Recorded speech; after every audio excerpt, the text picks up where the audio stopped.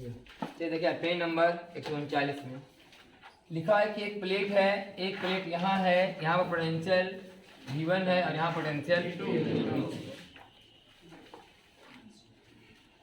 Electric line से force का direction इधर से इधर है, जिसका मान E न्यूटन पर मीटर। इस इलेक्ट्रिक लाइन ऑफ फोर्स के डायरेक्शन से हम लोग ये बात समझ चुके हैं कि V1 is greater than V2। सही कि नहीं? इलेक्ट्रिक लाइन से फोर्स हमें चलते हैं high potential to low potential. लिखा गया है कि अगर बीच में कोई प्लस क्यू चार्ज है तो किधर जाएगा? इधर न जाएगा।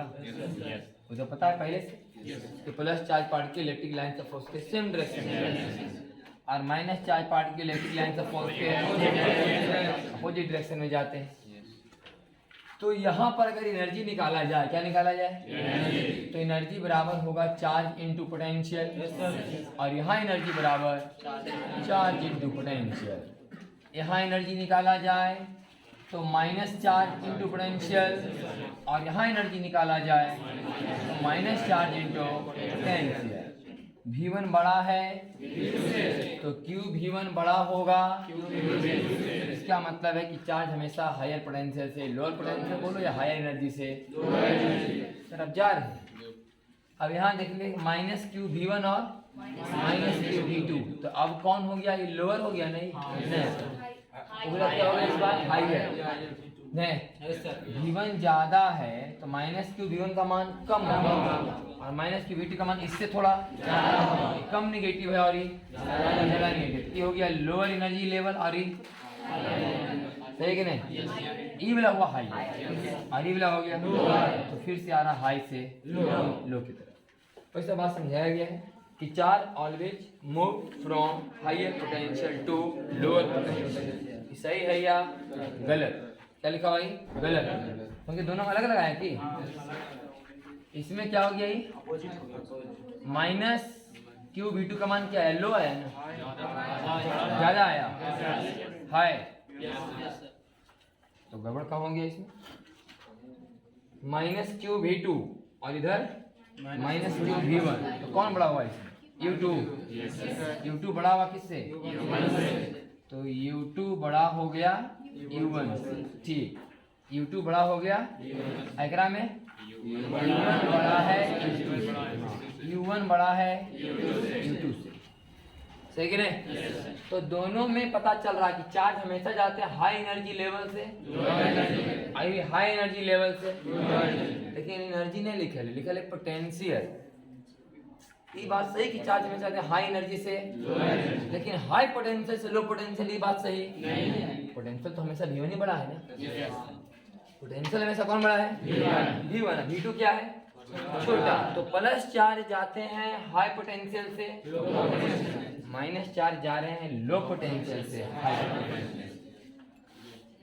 पोटेंशियल अलग बात हो गया और एनर्जी का अलग बात। चार्ज हमेशा जाते हैं हाई एनर्जी लेवल से, ये बात सही है, लेकिन ये कहना सही नहीं कि चार्ज हमेशा जाएंगे हाई पोटेंशियल से। प्लस चार्ज पार्टिकल चलते हैं हाई पोटेंशियल से low potential, negative charge particle चलते हैं लो पोटेंशियल से हाई पोटेंशियल। बाद में चलकर हम लोग बैटरी के प्लस वाला डंडा को हम लोग हाई पोटेंशियल बोलेंगे और माइनस वाला डंडा को लो पोटेंशियल। तब जाकर बोलेंगे कि इलेक्ट्रॉन चलेगा इधर से और पॉजिट्रॉन चलेगा इधर से, क्योंकि प्लस चार्ज पार्टिकल चलेंगे high potential to low potential, electron चलेंगे लो पोटेंशियल हाई पोटेंशियल।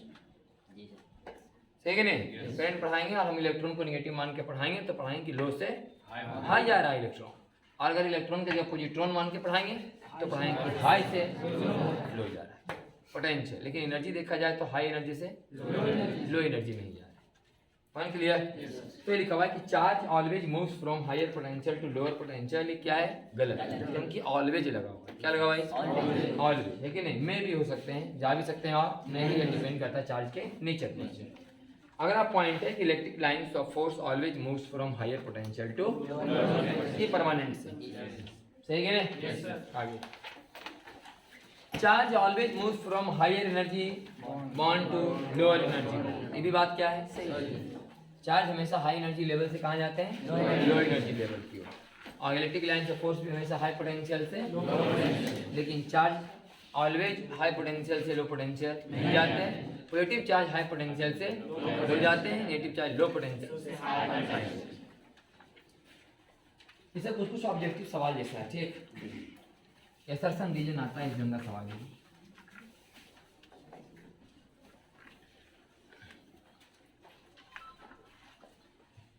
आगे कुछ पॉइंट है, उस पॉइंट को क्लियर करने के लिए डायग्राम बनाया गया है, न कि डायग्राम कोई क्वेश्चन है। कुछ पॉइंट को क्लियर करने के लिए डायग्राम बनाया गया है कि एक स्क्वायर है जिसकी सभी भुजाएं कितना है ए, और सब पर चार्ज कितना है plus Q plus Q plus Q और प्लस क्यू। बताओ कि सेंटर पर इंटेंसिटी का मान कितना होगा? 0 होगा। सेंटर पर इंटेंसिटी का मान कितना है? 0, क्योंकि +1 कूलम चार्ज जब यहाँ पर रखा जाएगा इधर रिपेल करेगा और इधर उधर रिपेल करेगा और सब कैंसिल कितना आएगा? 0। क्या यहाँ पर पोटेंशियल 0 होगा? इसका मतलब ये कहना गलत होगा कि जहाँ पर इंटेंसिटी का मान 0 होता है वहाँ पोटेंशियल हमेशा 0 होगा। ये गलत है। जहाँ इंटेंसिटी 0 होते हैं वहाँ पोटेंशियल हमेशा 0 होगा, ये कहना गलत है। इस पॉइंट पर इंटेंसिटी का मान 0 है लेकिन पोटेंशियल का मान 0 नहीं है। ये बात लिखा गया है कि force intensity at O is equal to 0। इस पॉइंट का नाम वो दिया गया है जहाँ पर दिखाया गया +1 कूलम चार्ज। +1 कूलम चार्ज पर लगने वाला कुल बल का मान 0 है। पोटेंशियल यहाँ कितना होगा? पोटेंशियल होगा 4 बार के क्यू बटा √2 गुने भुजा का आधा। सही कि नहीं? 4 बार के क्यू बटा √2 गुने भुजा का आधा। √2 गुने भुजा का आधा हुआ नहीं? आके Q by R K Q by R K Q by R Q by 4। तो ये लिखा गया कि intensity at O is equal to 0 but potential at O is not equal to 0। If intensity बराबर 0 भी मस्ट भी 0। इफ सेंटेंस क्या है? स्टेटमेंट गलत है। ये स्टेटमेंट गलत है कि अगर इंटेंसिटी 0 होगा तो भी मस्ट भी 0 हो। 0 हो भी सकता है या नहीं हो सकता है। अगर यहीं पर चार्ज ऐसा रहता कि एक प्लस और एक माइनस रहता है, ऐसे यहाँ करते हैं माइनस और यहाँ भी, अब बोलो इंटेंसिटी का मान भी 0 और पोटेंशियल का मान भी 0। सही है नहीं? अब इंटेंसिटी भी 0 और पोटेंशियल भी 0, इसलिए मस्ट भी 0 वाला कहानी क्या है? हो भी सकता हो नहीं। अगले सवाल में देखिएगा, ऊपर में दोनों चार्ज क्या बताया गया है? प्लस, और नीचे में दोनों चार्ज माइनस। अभी भी पोटेंशियल 0 है, पोटेंशियल अभी भी 0 है, लेकिन अभी इंटेंसिटी 0 नहीं है, क्योंकि अभी दोनों मिलकर इधर खींच लेंगे +1 कूलम को, और ये दोनों मिलकर इधर खींच लेंगे +1 कूलम को, तो नेट ये दोनों का कहीं कुछ नीचे। सही है नहीं? इसका मतलब पोटेंशियल भी अगर किसी पॉइंट पर 0 है तो इस बात का फिर गारंटी नहीं है कि इंटेंसिटी 0 होगा। वही बात फिर नीचे लिखा हुआ है कि potential at O is 0, intensity at point O is not equal to 0। If potential बराबर 0 इंटेंसिटी मस्ट भी 0। ये स्टेटमेंट क्या है? गलत। ठीक है ना? अगला पॉइंट,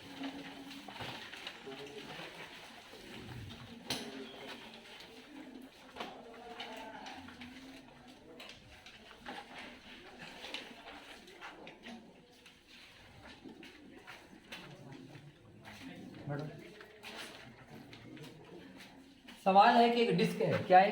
डिस्क। ध्यान सुने, सवाल है कि एक डिस्क है और डिस्क पूरा, डिस्क तो प्लेट होगा नहीं, डिस्क का मतलब प्लेट है, पूरा का पूरा भरा हुआ प्लेट है डिस्क। और डिस्क यूनिफॉर्मली क्या है? चार्ज है सिग्मा कूलम पर मीटर स्क्वायर से, जिसका रेडियस कितना है? r। एक डिस्क जिस पर चार्ज सिग्मा कूलम पर मीटर स्क्वायर है और इसका रेडियस। बताइए कि इसके पेरिफेरी के कोई एक पॉइंट P पर पोटेंशियल का मान क्या है? पोटेंशियल निकालना है। हाँ, बताना है कि इस डिस्क के कहाँ पर? पेरिफेरी पर, किनारे में, परिधि पर एक पॉइंट क्या है? P है। इस पॉइंट पर पोटेंशियल का मान क्या है? तो सवाल को सॉल्व करने के लिए कंसीडर किया गया है कि मान लीजिए कि ये जो डिस्क है किस तरह से बना हुआ है? बहुत सारे आर्क से, बहुत सारे आर्क से मिलकर बना, बहुत सारे चाप से मिलकर बना, जिसमें से एक चाप के बारे में हम लोग बात कर रहे हैं, जिसका यहाँ से डिस्टेंस कितना है? r, और इसकी मोटाई कितना है? d। यहाँ से दूरी कितना है? r, और मोटाई कितना है? d। और एंगल के बारे में बताया गया कि कोण का मान कितना है, सब माना हुआ है। किसी भी सवाल को सॉल्व करने के लिए कुछ तो एलिमेंट मानना पड़ता है। अब यही सवाल के सेंटर पर अगर निकालना होता पोटेंशियल, कहाँ निकालना होता, तो हम लोग यह मान के बनाते कि यह डिस्क अनंत रिंगों से मिलकर बना है कि नहीं, और हर एक रिंग के चलते सेंटर पर क्या निकालते हैं, पोटेंशियल। तो फिर हम लोग मानते कि यहाँ से r दूरी पर एक रिंग का मोटाई कितना है, या और इस रिंग के चलते पहले क्या निकाल लेते हैं, पोटेंशियल, और फिर उसका इंटीग्रेशन करते। तो पूरा डिस्क के चलते सेंटर पर क्या निकल जाता है, पोटेंशियल। अभी निकालना है सेंटर पर नहीं, कहाँ निकालना है, किनारे। तो अब हम पोटेंशियल पहले लिख रहे हैं इस चाप के चलते, इस चाप के चलते पोटेंशियल। तो इस चाप का हर एक बिंदु यहाँ से कितनी दूरी पर है, हाँ, हर एक पॉइंट कितना दूरी पर है, मतलब समझो कि यहाँ पर प्रकार का नोक रख के ऐसे काट लो, सही कि नहीं। तो सब दूरी बराबर हुआ ना, यहाँ से यहाँ r सब जगह। ई r का मान बढ़ते बढ़ते लास्ट में कहाँ तक जाएगा, 2r तक। कहाँ तक, सबसे पहले छोटा सा चाप रखाएगा r बराबर 0 पर, फिर थोड़ा सा एक बड़ा, फिर थोड़ा सा और एक और बड़ा, फिर थोड़ा सा एक और बड़ा, सबसे लास्ट चाप कहाँ जाएगा, यहाँ पर, जो कितना लंबाई पर जाके होगा, 2r। यहाँ से यहाँ r और यहाँ से यहाँ r, 2r। तो पहले इस चाप के चलते क्या निकालेंगे, पोटेंशियल। अभी बात समझना आसान है, अगर यहाँ पर चार्ज q है, कितना है, तो पोटेंशियल बराबर के q आएगा, है कि नहीं, क्योंकि हर एक dq जो इसमें होगा चार्ज तो आरे दूरी पर है ना। तो मेन निकालना है कि इस पर कितना चार्ज है, इस पर कितना चार्ज है। अब देखते हैं इस पर कितना चार्ज है। इस पर कितना चार्जिंग निकालने के लिए पहले इसका क्षेत्रफल चाहिए, क्योंकि चार्ज का बंटवारा कैसा हुआ है, क्षेत्रफल के हिसाब से, सिग्मा कूलॉम पर मीटर, सिग्मा कूलॉम पर मीटर। तो बताओ भाई किसका क्षेत्रफल कैसे निकाला जाएगा, ध्यान से सुनिएगा। मोटाई कितना है इसका, मोटाई कितना हुआ, वास्तव में निकालना क्या हमको, चाप की लंबाई, चाप की लंबाई बराबर त्रिज्या गुने केंद्र पर बनाया गया कोण, त्रिज्या हुआ कितना r, क्योंकि r त्रिज्या पर खींचा जा रहा है, छोटी r पर, बड़ी r पर नहीं, छोटी r, त्रिज्या गुने केंद्र पर बनाया गया कोण बराबर चाप की लंबाई, चाप की लंबाई में मोटाई से गुना करेंगे, सही कि नहीं। क्या निकल गया, और ये क्या निकल गया, चार्ज, सही कि नहीं। तो के क्यू बाई के क्यू बाई आर से आर, तो कितना आया, के सिग्मा 2 थीटा डी आ गया ना, डी भी बराबर के सिग्मा 2 थीटा और क्या डी आ। और इसका इंटीग्रेशन कहाँ से कहाँ तक, 0 से 2r तक, 0 से 2r। हाँ, वास्तव में यहाँ पर क्या किया गया है कि चेंज किया गया है, किसको, dr को चेंज किया गया है ना। हम लोग थीटा के रिस्पेक्ट में इंटीग्रेशन करना चाह रहे हैं, किसके रिस्पेक्ट में, ये बात समझिएगा। यहाँ पर 2 वेरिएबल है, एक थीटा और एक r, एक थीटा और एक r। जैसे जैसे ही आगे सटेगा थीटा का मान बढ़ेगा, है कि नहीं, और जैसे जैसे ही यहाँ आएगा थीटा का मान घटे, है कि नहीं। तो अगर ये r के रूप में किया हुआ, थीटा के रूप में इंटीग्रेशन, थीटा के रूप में ना, तो कहाँ से कहाँ तक इंटीग्रेशन है, π/2 से 0 तक, π/2 से समझ आ रहा है कि नहीं। जब ये चाप एकदम किनारे में सबसे पहला चाप होगा, उसमें तो एकदम लाइन खड़ा हो गई, थीटा का मान कितना पर जाएगा, 90 पर। और जब ये चाप यहाँ का रहेगा तो थीटा का मान जाएगा 0 पर। हम थीटा के रिस्पेक्ट में इंटीग्रेशन करना चाह रहे हैं। अगर r के रिस्पेक्ट में इंटीग्रेशन करना चाहते तो r का मान भगता 0 से 2r, 0 से 2r। लेकिन हमेशा कोशिश करेंगे त्रिकोण मिति में लाने के लिए, अलजेब्रा से हटा के त्रिकोण मिति में। ऐसा हम लोग हर एक बार इंटीग्रेशन में करते हैं, और जबरदस्ती मान लेते हैं कि x बराबर r tan थीटा, और कोशिश करते हैं कि x को बदल लिया जाए थीटा। अब यहाँ थीटा है तो हम लोग r को ही बदल लेते हैं थीटा में।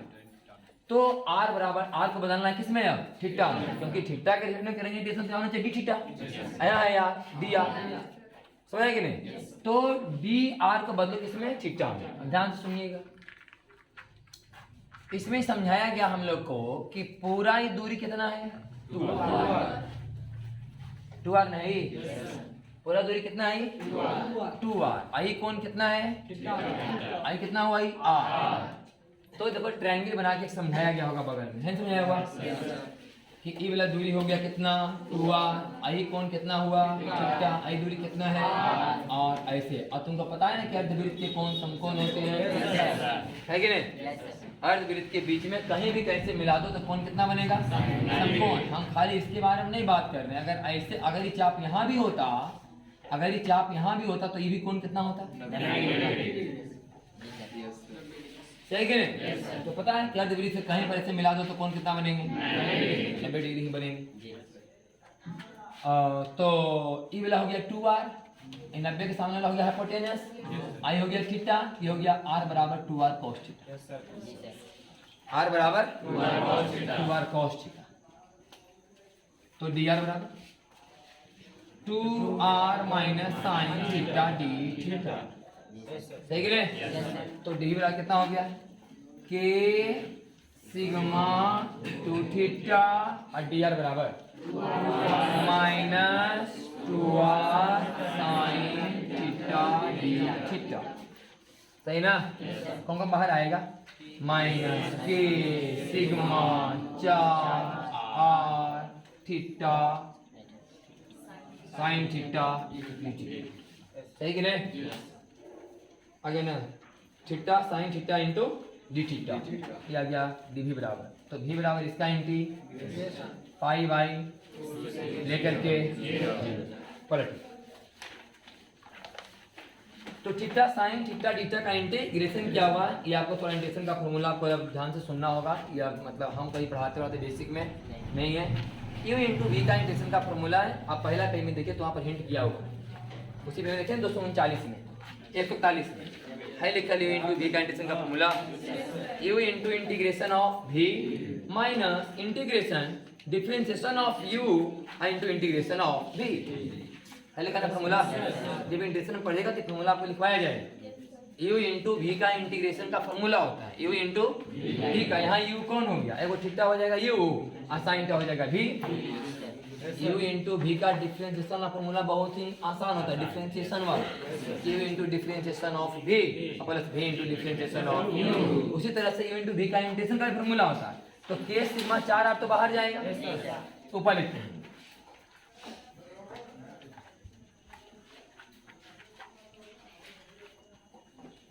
और ये फॉर्मूला फिर बाद में चल के आपको याद हो जाएगा। इंटीग्रेशन जब बनाएगा तो यू इंटू वी का इतना बनाना पड़ेगा इसके बाद में बहुत। तो कितना हो गया माइनस के सिग्मा 4r, इंटीग्रेशन किसका होगा सिर्फ theta sine theta D theta का, पाई बाई 2 से लेकर के हाँ। और यहाँ लिखा हुआ यू इंटू वी का इंटीग्रेशन का formula you into integration of v और plus minus minus integration differentiation of u differentiation of और into integration of v d x I d x, ठीक है ना? तो फॉर्मूला बैठा रहे हैं इस पर।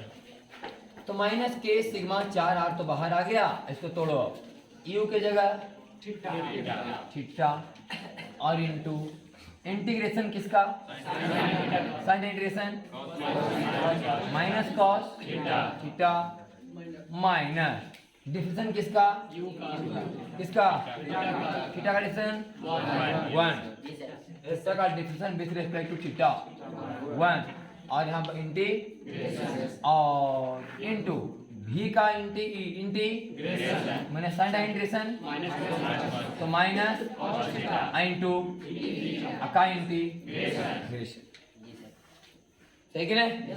तो कितना आ गया ये तो माइनस के सिग्मा 4r बाहर, ये आ गया minus theta into cos theta और ये हो गया minus minus plus cos theta मतलब साइन थीटा, तो plus sine theta pi by 2 से लेकर के 0 तक मिला कि नहीं? थीटा साइन थीटा नहीं थीटा कॉस थीटा और प्लस साइन थीटा मतलब sine theta minus theta cos theta, सही है ना? साइन थीटा माइनस भाई पूरा सॉल्व नहीं किया गया है लेकिन आंसर तक ला दिया गया। माइनस के सिग्मा 4r इसको सजा के लिखो कितना लिखेंगे sine theta minus theta cos theta का मान π/2 से लेकर के एक बार 0 देंगे, एक बार π/2, बाकी जो मान रखाएगा आएगा, बाकी इस समझो ये सब ना हो गया मैथमेटिक्स पूरा। इंटीग्रेशन q इंटू v का इंटीग्रेशन का फॉर्मूला है। अगला सवाल देखिए, ये सब याद मत करो, जब फोन आते हैं तो फायदा होता नहीं, बस इसको थोड़ा सा इस तरह से बनाना है कि मैथमेटिक्स सीख रहे हैं। इंटीग्रेशन का फॉर्मूला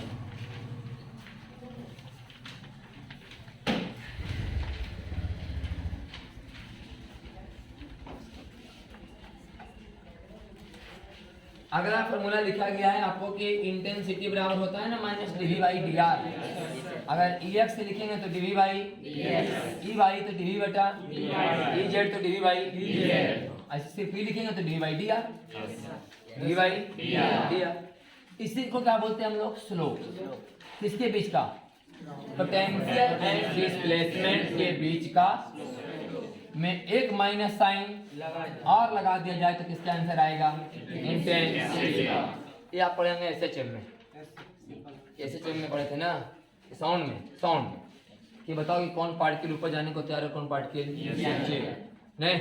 उसमें पार्टिकल का एक वेलोसिटी देखते थे और फिर उसका स्लोप, है कि नहीं? ऐसे हमको याद होगा जब वेव पढ़ाते थे कैसे वेव है, आई वेव इधर की ओर, तो बताओ ये पार्टिकल ऊपर उठने वाला है कि नीचे गिरने वाला है, पता कि नहीं? तो एक तो पहले यहाँ पर स्लोप निकालते थे हम, है कि नहीं? और फिर यहाँ पर वेलोसिटी का डायरेक्शन देखते थे और दोनों को मल्टीप्लाई, अगर प्लस है तो पार्टिकल ऊपर उठने को तैयार है और माइनस है तो नीचे गिरने को तैयार है। ये पढ़ा हुआ था साउंड, है कि नहीं? यही सवाल यहाँ ढंग का है। अगर V और S के बीच का ग्राफ पता चल गया, उसका स्लोप उसमें एक माइनस साइन और लगा देंगे तो इंटेंसिटी का डायरेक्शन पता चल जाएगी, प्लस होगा कि माइनस। देखिए सवाल इस पर क्या है, सवाल लिखा हुआ है कि पोटेंशियल और डिस्प्लेसमेंट के बीच क्या खींचा गया है? एक ग्राफ। मैंने सवाल यही सब रहता है, तो पोटेंशियल और डिस्प्लेसमेंट के बीच ग्राफ ऐसे खींच दिया गया। तो पोटेंशियल और डिस्प्लेसमेंट के बीच ग्राफ में यहाँ स्लोप कितना है? 0। इस तरफ देखा जाए तो पोटेंशियल और डिस्प्लेसमेंट के ग्राफ का स्लोप क्या है? पॉजिटिव है ना? सही कि नहीं? यहाँ पर स्लोप क्या है? नेगेटिव। यहाँ पर टेन का मान क्या आएगा? यहाँ पर टेन का मान क्या आएगा? पॉजिटिव। यहाँ पर स्लोप क्या है? पॉजिटिव। यहाँ पर स्लोप क्या है? यहाँ पर स्लोप। अब यहाँ पर देखेंगे तो ये आ गया हम लोग का कौन सी? पॉजिटिव। अब पॉजिटिव है नहीं मान, यही ना स्लोप हुआ। स्लोप मैंने डिफरेंशिएशन, ये आया प्लस में माइनस, मतलब यहाँ पर इंटेंसिटी नेगेटिव है, यहाँ पर इंटेंसिटी नेगेटिव है, यहाँ पर सिटी का मान 0 है, यहाँ पर सिटी का मान 0 है और यहाँ पर सिटी का मान पॉजिटिव है। इससे पता चल जाता है कि किस पॉइंट पर इंटेंसिटी पॉजिटिव है, किस पॉइंट पर इंटेंसिटी नेगेटिव है, किस पॉइंट पर इंटेंसिटी का मान 0 है। ठीक है ना? तो मैथ वाला पास है। तो इसी को दिखाया गया, समझिए, बोला गया कि दूरी x1 पर है। कहाँ पर है? x1। ये दूरी कहाँ पर है? x3 पर है। नीचे वाला पॉइंट कहाँ पर है? किनारे वाला पॉइंट x2 पर है। ठीक है ना? तो बोलो पॉइंट x1 जहाँ है वहाँ पर इंटेंसिटी का मान क्या है? नेगेटिव। नहीं, हाँ नेगेटिव है ना, स्लोप हुआ पॉजिटिव, पॉजिटिव गुना नेगेटिव बराबर नेगेटिव। x3 पर 0 और x2 पर। अब बताया गया कि अगर कोई यहाँ पर क्या रख दे? Plus Q charge. क्या रख दे? x1 पर क्या रख दे?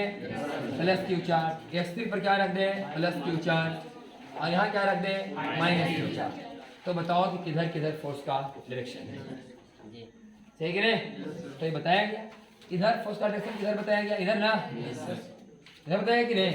यहाँ फोर्स का मान 0, देखो ऊपर में लिखा होगा फोर्स बराबर, क्योंकि इंटेंसिटी बराबर 0। सही कि नहीं? यहाँ पर इंटेंसिटी क्या आया था? नेगेटिव। अगर इंटेंसिटी आप इधर माने तो इंटेंसिटी इधर मानिएगा। अब इंटेंसिटी अगर इधर मानेगा तो फोर्स इधर लगेगा, क्योंकि चार्ज नेगेटिव है। सही कि नहीं? इंटेंसिटी का डायरेक्शन इधर है लेकिन फोर्स का डायरेक्शन, क्योंकि नेगेटिव चार्ज पार्टिकल पर बल इंटेंसिटी के हमेशा अपोजिट रखता है और प्लस चार्ज पार्टिकल पर बल हमेशा इंटेंसिटी का। सही कि नहीं? यहाँ पर इंटेंसिटी क्या आया था? नेगेटिव ना, तो सीधे दिखाया हम लोग नेगेटिव। ऐसे इधर इंटेंसिटी, तो फोर्स भी इधर है, तो यहाँ पर प्लस क्यू चार्ज है, यहाँ पर एनसीटी क्या आया है प्लस। जब इसको आप नेगेटिव बोल रहे हैं तो इसको बोलिएगा पॉजिटिव, इसका मतलब एनसीटी का डायरेक्शन इधर है लेकिन फोर्स क्योंकि आपने रखा माइनस क्यू चार्ज। यहाँ पर रखते प्लस क्यू चार्ज, फोर्स का डायरेक्शन उधर बताते हैं, एनसीटी का डायरेक्शन भी उधर ही बताते। तो एनसीटी का डायरेक्शन जिधर बताएंगे फोर्स उधर की गारंटी फिर चार्ज के नेचर पर डिपेंड करेगा। समझ कि नहीं? इंटेंसिटी तो आप निकाल लिए कि कहाँ प्लस होगा और कहाँ माइनस, लेकिन फोर्स जिधर इंटेंसिटी उधर नहीं होगा, ये डिपेंड करेगा चार्ज के नेचर पर। अगर प्लस चार्ज है तो जिधर इंटेंसिटी उधर फोर्स, अगर आपका चार्ज माइनस है तो इंटेंसिटी के। अगला इसी सवाल को घुमा के लिखा गया है, आप पहले से पढ़े होंगे कि E बराबर माइनस डी बटे डी आर, और ये तो पढ़े थे ना कि इनिशियल माइनस फाइनल बराबर E डॉट डी आर। मतलब इंटेंसिटी और डिस्प्लेसमेंट के बीच का कर्व का एरिया क्या बताएगा? चेंज इन पोटेंशियल, मतलब negative of change in potential, negative of initial minus final बताएगा, फाइनल माइनस इनिशियल नहीं बताएगा। हम लोग पढ़े ना भाई डी डब्ल्यू बराबर एफ डॉट डी आर, कि फोर्स और डिस्प्लेसमेंट के बीच खींचे गए ग्राफ का क्षेत्रफल क्या बताएगा? वर्क।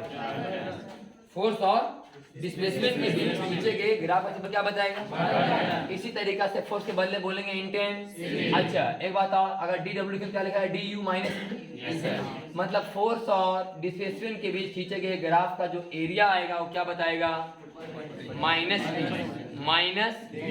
बता रहे कि नहीं? डब्ल्यू सी का मतलब माइनस डी, और यहाँ पर लिखो अब फोर्स की जगह इंटेंस, तो यहाँ पर क्या लिखाएगा? पोटेंशियल। सही है नहीं? इसका मतलब इंटेंसिटी और डिस्प्लेसमेंट के बीच खींचे गए ग्राफ का क्षेत्रफल क्या बताएगा? Initial potential minus final minus initial नहीं, इनिशियल माइनस वही बात लिखा गया कि देखो वी आई माइनस वी बराबर होता है नहीं डॉट डी आर। इंटीग्रेशन मतलब क्या होता है? एरिया। डिफरेंशिएशन मतलब स्लोप, यहाँ पर स्लोप के बारे में चर्चा की, यहाँ पर एरिया के बारे में चर्चा करेंगे। तो ये ग्राफ बनाया गया है इंटेंसिटी और किसके बीच? डिस्प्लेसमेंट के बीच। इंटेंसिटी और डिस्प्लेसमेंट के बीच एक ग्राफ खींचा गया।